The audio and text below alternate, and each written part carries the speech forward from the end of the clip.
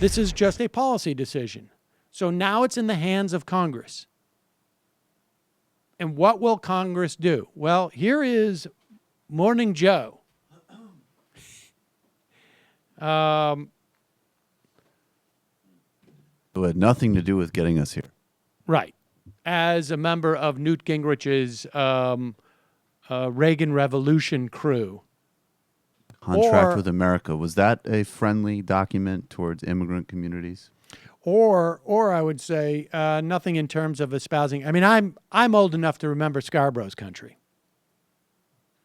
That was the name of the show. They literally don't even know that was his first show. That was the name of his show on MSNBC. And I got news for you. It was slightly different than the country he lives in now, where 3 of the primetime shows are not him and Pat Buchanan and Jerry Nachman, but instead the highest rated shows on cable television, which are liberal leaning. That's how old I am. So I'm old. And here he is, Joe Scarborough, just shocked that somehow today's Republican Party, I mean, I don't know where he was in 2005 when Karl Rove thought this was the way that the Republicans were going to get the majority, so they were pushing for immigration reform, and the Republican Party just lost it. The idea that they would do, in fact, this entire movement was as much about immigration as anything else. But here he seems to be completely shocked that Paul Ryan can't find the votes. That's the problem, Congressman. They do not have the votes. They need a president to help them get the votes. They can't do it on their own. They don't have it. You don't think they have the votes? No, on nothing. Oh my God! On DACA, you don't think they've got 51 votes? Only if they in the House, they'd have to get a lot of Democratic votes. They're going to get. You don't think they're going to get? They're going to get every Democratic vote. Yeah, but they're going to get every Democratic Democrats vote. are going to ask for something in return. Well, then you know what you do? You give it to them. You give it to them. You know why? Because that's how our founding fathers saw the Constitution of the United States. There's give and take.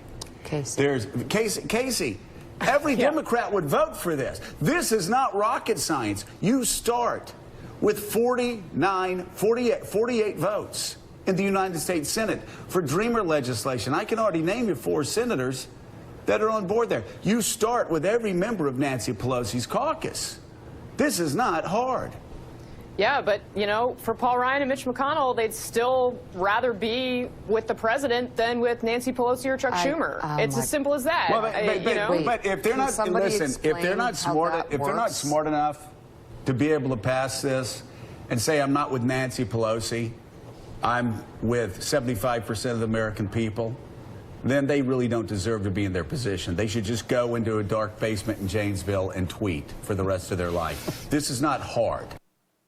Yeah. Apparently it is a lot harder for the Republicans. Can't imagine where that came from.